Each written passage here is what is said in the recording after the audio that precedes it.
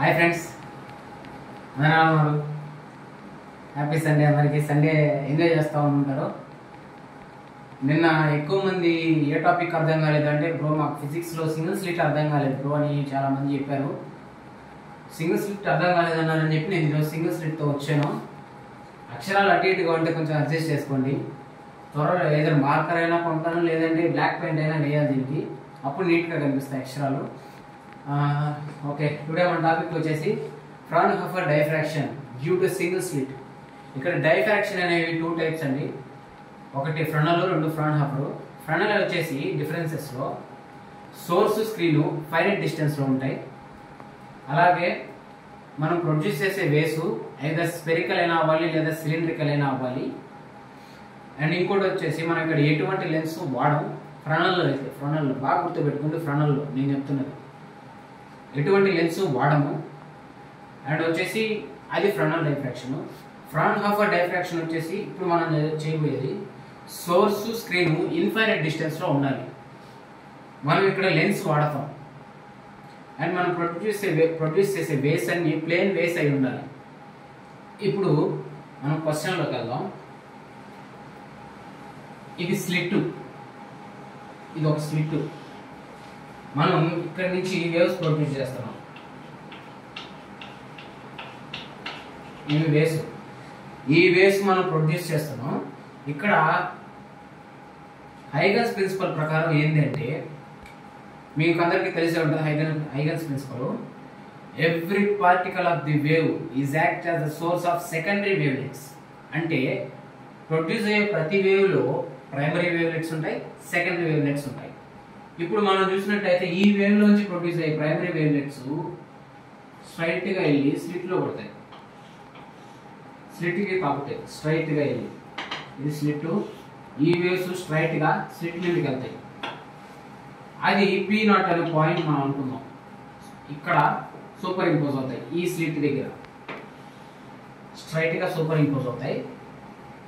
అది primary wavelets. Secondary wavelets diffract అయ్యి some యాంగిల్తో అదే స్లిట్లో వేరే పాయింట్ దగ్గర, ఇది సెకండరీ వేవ్లెట్స్, ఇవి డైఫ్రాక్ట్ అయ్యి వేరే పాయింట్ దగ్గర, స్లిట్లోనే వేరే పాయింట్ దగ్గర సోర్స్లో స్క్రీన్కి ఇక్కడ సూపర్ ఇంపోజ్ అవుతాయి. ఈ పాయింట్ వచ్చేసి P1. ఈ P0 అనే పాయింట్ దగ్గర ప్రిన్సిపల్ మ్యాక్సిమం ప్రొడ్యూస్ అవుతుంది. ఈ పాయింట్ దగ్గర ప్రిన్సిపల్ మ్యాక్సిమం ప్రొడ్యూస్ అవుతుంది. అదే ఈ P1 పాయింట్ దగ్గర, ఈ P1 పాయింట్ దగ్గర ఐదర్ మ్యాక్సిమం ఆర్ మినిమం ఏదైనా జరగచ్చు. Okay, either principal maximum or secondary maximum or minimum ఏదైనా రావచ్చు. ఎందుకంటే ఇది డైఫ్రాక్ట్ అయింది. డైఫ్రాక్షన్ అంటే ఏంది? Bending of light around the edges of the obstacle. ఇది ఒక లెన్స్, ఇక్కడి నుంచి ఇక్కడి నుంచి బెండ్ అయింది లైట్, అంటే డైఫ్రాక్ట్ అయింది. Around the edges of the అబ్స్టాకిల్లో బెండ్ అయింది లైట్. ఇప్పుడు మనం A టు C, ఏకి బికి మధ్యలో ఒక పర్పెండిక్యులర్ లైన్ గీసాం, అంటే నార్మల్ లైన్ గీసాం. దాన్ని C అనుకున్నాం. అది ఎందుకు అనే తర్వాత, ఇప్పుడు ఈ వేవ్స్ సమ్ యాంగిల్ థీటాతో ట్రావెల్ అవుతున్నాయి. దీని పాత్ డిఫరెన్స్ మనకు కావాలి. ఈ పాత్ డిఫరెన్స్ కావాలంటే మనం ఇక్కడ ఒక లైన్ తీసుకున్నాం, దానికి C అనే పేరు పెట్టాం. ఇప్పుడు మనకు మెయిన్ కావాల్సింది పాత్ డిఫరెన్స్. ఫ్రమ్ దీని నుంచి మనకు పాత్ డిఫరెన్స్ కావాలి కాబట్టి ఫ్రమ్ ట్రయాంగిల్ ABC, అంటే ఈ ట్రయాంగిల్ నుంచి మనం తీసుకుంటున్నాం. సైన్ థీటా ఫార్ములా ఏంది? BC by AB. సైన్ థీటాకి అంటే BC opposite side by hypotenuse. ఇక్కడ నుంచి యాంగిల్ తీసుకుంటే, ఏ నుండి యాంగిల్ తీసుకుంటే సైన్ థీటాకి ఫార్ములా ఆపోజిట్ బై హైపోటెనస్ కాబట్టి ఆపోజిట్ లో BC ఉంది, అందుకే BC రాసాం. హైపోటెనస్ AC కాబట్టి AC రాసాం. AB ఇది AB రాసాం. ఇప్పుడు మనం లెక్కేస్తే ఈ స్లిట్ మనం ఏదైతే తీసుకున్నామో దాన్ని విడ్త్ E అనుకున్నాం. విడ్త్ అంటే తెలుసుగా, విడ్త్ E అనుకున్నాం. ఇప్పుడు AB వాల్యూ E అయింది కాబట్టి ఈ AB ప్లేస్ లో మనం ఈది రాసాం. ఇప్పుడు బీసీ ఈజ్ ఈక్వల్స్ టు ఈ సైన్ బీటా అయింది. మనకందరికీ తెలుసు ఫేస్ డిఫరెన్స్ ఫార్ములా వచ్చేసి 2π/λ ఇంటూ పాత్ డిఫరెన్స్ అని తెలుసు. 2π/λ ఇంటూ పాత్ డిఫరెన్స్ అని తెలుసు. ఇప్పుడు ఈ 2π/λ అలాగే రాస్తాం. మనకు వచ్చిన పాత్ డిఫరెన్స్ ఈ సైన్ థీటా కాబట్టి ఈ సైన్ థీటా ఈ పాత్ డిఫరెన్స్ దగ్గర రాసుకుంటాం. రాసుకున్నాక మనం స్లిట్ ని n ఈక్వల్ పార్ట్స్ గా కట్ చేద్దాం. ఈ స్లిట్ ని n ఈక్వల్ పార్ట్స్ గా కట్ చేసాం. n ఈక్వల్ పార్ట్స్ గా కట్ చేసినప్పుడు మనం ఎన్నైనా చేయొచ్చు. ఎవ్రీ పాయింట్ మనం కట్టే ఎవ్రీ పాయింట్ దగ్గర నుంచి మనం కట్ చేసిన ఎవ్రీ పాయింట్ దగ్గర నుంచి వేవ్స్ ట్రావెల్ అవుతాయి. అందుకు 1/n అని రాసుకున్నాం. 1/n. ఇప్పుడు ఈ ఫేస్ డిఫరెన్స్ ని మనం డెల్టాతో ఇండికేట్ చేద్దాం. నేను మీకు మెటీరియల్ ఎట్టుందో అట్లా చెప్తున్నాను, ఎందుకంటే మెటీరియల్ నుంచి మనం ఈజీగా తరువుగా ఫాలో అయిపోవచ్చు కాబట్టి చెప్తున్నాం. ఇప్పుడు మనం 1/n గా తీసుకున్నాం. ఎందుకు n ఈక్వల్ పార్ట్ గా డివైడ్ చేసాం కాబట్టి. మిగతాది అంటే 2π/λ ఈ సైన్ థీటా అలాగే రాసుకున్నాం. మనకి రిజల్టెంట్ యాంప్లిట్యూడ్ కావాలి. రిజల్టెంట్ యాంప్లిట్యూడ్ కి ఫార్ములా ఏంది? a sin n delta/2, a sin మామూలుగా అయితే a sin alpha, a sin a/2 and sin a/2 వస్తుంది. a sin na/2 sin a/2. అందుకే మనం ఇక్కడ ఏం చేసాం, మనం ఇక్కడ తీసుకునింది డెల్టా కాబట్టి డెల్టా రాసుకున్నాం. ఓకే, డెల్టా రాసుకున్నాం. ఇప్పుడు ఈ డెల్టాని సబ్స్టిట్యూట్ చేద్దాం. ఇక్కడ సబ్స్టిట్యూట్ చేద్దాం. ఇది కదా డెల్టా. ఈ డెల్టా వాల్యూని ఈ డెల్టాలో సబ్స్టిట్యూట్ చేద్దాం. ఇది వస్తుంది వాల్యూ. ఇది వచ్చినప్పుడు ఏం చేస్తాం, ఈఎన్కి క్యాన్సిల్. ఓకే, బాగా చూడండి. ఆ ఎన్కి క్యాన్సిల్. ఇప్పుడు ఈ2కి క్యాన్సిల్. ఓకే, మనం ఈ π/λ ఈ సైన్ థీటాని మనం ఎలా తీసుకున్నాం అంటే ఆల్ఫాగా తీసుకున్నాం. రిజల్టెంట్ యాంప్లిట్యూడ్ ఆల్ఫాగా తీసుకున్నాం. ఇప్పుడు ఆ దాన్ని ఆల్ఫాగా తీసుకున్నప్పుడు ఇది మొత్తం ప్లేస్లో మనం ఆల్ఫాని సబ్స్టిట్యూట్ చేద్దాం. ఓకే, ఆల్ఫాని సబ్స్టిట్యూట్ చేసిన తర్వాత వెయిట్ ఒక చిన్న మిస్టేక్. మనకు ఫార్ములాలో ఇక్కడ బై2 ఉంది, మనం ఇక్కడ బై2 దాంట్లో ఈ2కి కూడా క్యాన్సిల్. ఈ ఆల్ఫా ప్లేస్లో మనం దీని ప్లేస్లో మనం ఆల్ఫాని సబ్స్టిట్యూట్ చేసుకున్నాం. ఇప్పుడు మనం ఈ ఆల్ఫాని సబ్స్టిట్యూట్ చేసుకున్నప్పుడు ఈ ప్లేస్ మొత్తంలో ఆల్ఫా పెట్టాం కాబట్టి A sine alpha by sine alpha by n. ఈ దీని ప్లేస్లో ఆల్ఫా, ఇక్కడ n ఉంది కాబట్టి బై n. n అనేది ఇక్కడ లార్జ్. ఎందుకు అనంటే మనం స్లిట్ని n ఈక్వల్ పార్ట్స్గా డివైడ్ చేసాం. ఆ n ఈక్వల్ పార్ట్స్ అంటే అవి ఎన్ని అయినా కావచ్చు, అందుకే అవి లార్జ్ అయింది. కాబట్టి మనం ఈ సైన్ ఆల్ఫా బై n అనేది స్మాల్ అవుతుంది. స్మాల్ అయినప్పుడు మనం ఏం చేస్తాం, ఈ సైన్ని తీసేస్తాం, అంటే సైన్ వేవ్ని తీసేస్తాం. ఇక్కడ మనం సైనే ఎందుకు తీసుకున్నాం అని డౌట్ వస్తుంది. స్టార్టింగ్ నుంచి ఇక్కడి నుంచే మనం సైన్ ఎందుకు తీసుకున్నాం, ఏదో కాస్ తీసుకోవచ్చు, ఆ టైం తీసుకోవచ్చు కదా అని మీరు అడగచ్చు. ఎప్పుడైనా వేవ్ ఫార్మ్స్ అనేవి వేవ్ ఫామ్ ఇలా ట్రావెల్ అవుతున్నప్పుడు అది ఖచ్చితంగా సైనసోయిడల్ వేవ్ ఫామ్ అవుతుంది. అప్పుడు మనం ఖచ్చితంగా దాన్ని సైనే తీసుకోవాలి. వేవ్ ఫామ్స్లో కూడా అలా ఉంటాయి. వేవ్కి డెఫినేషన్ ఏంది, అవి పార్టికల్ నేచర్ అయినా కలిగి ఉంటుంది, లేదంటే వేవ్ నేచర్ అయినా కలిగి ఉంటుంది. లైట్ అనేది మనం ఇక్కడ లైటే కదా ప్రొడ్యూస్ చేస్తాం, మోనోక్రోమాటిక్ లైట్ కాబట్టి ఏదర్ లైట్ ఈస్ పార్టికల్ నేచర్తో ఉంటుంది లేదా వేవ్ నేచర్తో ఉంటుంది. మనం వేవ్ నేచర్తో కన్సిడర్ చేసినప్పుడు వేవ్ ఇలా కదా ట్రావెల్ అవుతుంది. ఇలా ట్రావెల్ అయినప్పుడు ఇది sine wave. Okay, sine wave కాబట్టి మనం తీసుకున్నాం సైన్. అదేవిధంగా ఇప్పుడు సైన్ ఎందుకు తీసుకున్నాము, సైన్ వచ్చిన తర్వాత మనం ఈ సైన్ ఆల్ఫా బై n ప్లస్లో ఆల్ఫా బై n రాసుకున్నాం. ఓకే, ఇప్పుడు resultant amplitude A sine alpha by ఈ సైన్ ఆల్ఫా బై n ప్లస్లో ఈ ఆల్ఫా బై n రాసుకున్నాం. ఇప్పుడు ఈ n పైకి వెళ్తుంది, అప్పుడు NA sine alpha by alpha అవుతుంది. మనం ఇక్కడ అజ్యూమ్ చేసుకున్నాం ఈ NAని క్యాపిటల్ ఏగా తీసుకున్నాం. It is assume. ఇప్పుడు క్యాపిటల్ ఏగా తీసుకున్నాం, A sine alpha by alpha resultant amplitude formula. ఇప్పుడు మనకి ఇంటెన్సిటీ కావాలి. ఇంటెన్సిటీ కావాలన్నప్పుడు ఫార్ములా ఏంది, I is equal to R square. Resultant amplitude కి డబుల్ ఏ ఇంటెన్సిటీ అవుతుంది. ఓకే, అందుకు ఆర్ స్క్వేర్ రాసుకున్నాం. ఇప్పుడు రిజల్టెంట్ యాంప్లిట్యూడ్ ఆర్ వచ్చేసి A sine alpha by alpha కాబట్టి ఆర్ స్క్వేర్ చేస్తే A square sine square alpha by alpha square. ఇప్పుడు ఇక్కడ వరకు అయిపోయింది. Path difference, phase difference, intensity, resultant amplitude కనుక్కున్నాం. ఇప్పుడు మనం ఈ P1 పాయింట్ దగ్గర ఇందాకే చెప్పా either maximum or minimum produce అవుతుంది అని. ఆ మ్యాక్సిమం మినిమం ఏందో ఇప్పుడు చూద్దాం. ఇప్పుడు మనం principal maximum, condition for minimum, condition for secondary maximum చూద్దాం. ఇందాకే మీకు చెప్పా ఇక్కడ ప్రిన్సిపల్ మ్యాక్సిమం అనేది ఒక్కర్ అవుతుంది. P0 అనే పాయింట్ దగ్గర ప్రిన్సిపల్ మ్యాక్సిమం ఒక్కర్ అవుతుంది. అది ఎలాగో ఇప్పుడు చూద్దాం. ఇప్పుడు మనకు రిజల్టెంట్ యాంప్లిట్యూడ్ మనకు తెలుసు ఏ సైన్ ఆల్ఫా బై ఆల్ఫా. అసలు యాంప్లిట్యూడ్ అంటే ఏంటి? ఫర్ సపోజ్ ఇది ఒక వేవ్ అయితే కనిపిస్తుంది కదా, ఇది ఒక వేవ్ అయితే ఇది వేవ్ అనుకోండి. ఈ డిస్టెన్స్నే కదా మనం యాంప్లిట్యూడ్ అంటాం. ఈ రిజల్టెంట్ యాంప్లిట్యూడ్ వచ్చేసి మనకు ఇందాకే వచ్చింది ఏ సైన్ ఆల్ఫా బై ఆల్ఫా అని. ఇప్పుడు ఈ టర్మ్ చూద్దాం. ఈ టర్మ్ మీరు ఎక్కడ చేసినట్టు అనిపిస్తుందా? ఇది సైన్కి formula in terms of binomials. మీరు ఇంటర్ ఫస్ట్ ఇయర్ సెకండ్ ఇయర్లో మనం చదువుకున్నాం.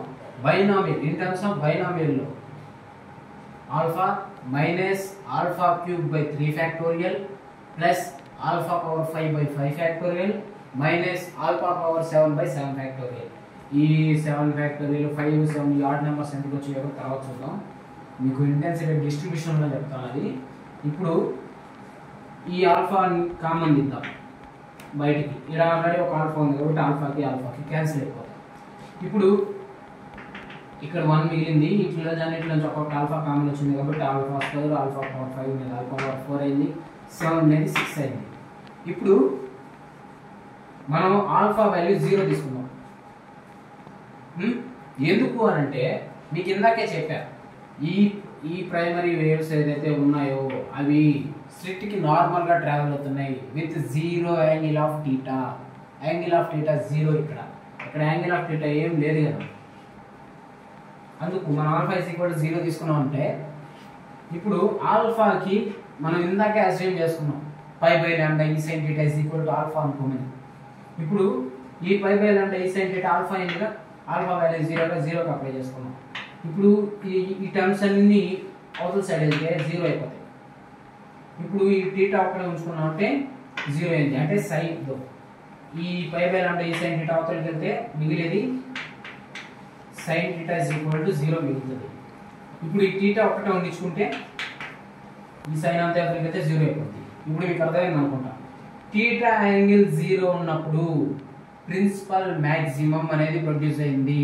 ఇక్కడ థీటా ఇస్ ఈక్వల్ టు 0 కాబట్టి ప్రిన్సిపల్ మ్యాక్సిమం P0 దగ్గర ప్రొడ్యూస్ అయింది. Okay, principal maximum. అందుకే ఈ ఇమేజ్ బ్రైట్ ఉంటుంది. ఇది బ్రైట్ ఇమేజ్. P0 అనేది బ్రైట్ ఇమేజ్. ఎందుకు అని అంటే మనం ఎక్స్పెరిమెంట్ చేసాం, లేజర్ ఎక్స్పెరిమెంట్. దాంట్లో ఫస్ట్ కరెక్ట్గా నార్మల్గా స్లిట్కి నార్మల్గా వచ్చి ట్రావెల్ అయ్యే పాయింట్ బ్రైట్గా కనిపించింది మనకు. మిగతా సైడ్స్ అన్ని డిక్రీజ్ అవుతా వచ్చాయి కలర్స్. అంటే కలర్ డిక్రీజ్ అవుతా వచ్చింది, కొంచెం తగ్గి అటు ఈ పక్క కూడా అలాగే వచ్చాయి. ఇది ప్రిన్సిపల్ మ్యాక్సిమం కాబట్టి ఇక్కడ సెంటర్లో మనకు అది వచ్చింది బ్రైట్గా. అక్కడ ఇంటెన్సిటీ ఎక్కువ ఉంటుంది. ఇంటెన్సిటీ ఎక్కువ ఉంటే ఆ ఇమేజ్ బ్రైట్ ఉంటుంది. ఇంటెన్సిటీ తగ్గే కొద్దీ ఇమేజ్ బ్రైట్నెస్ కూడా తగ్గుతూ వస్తూ ఉంటుంది.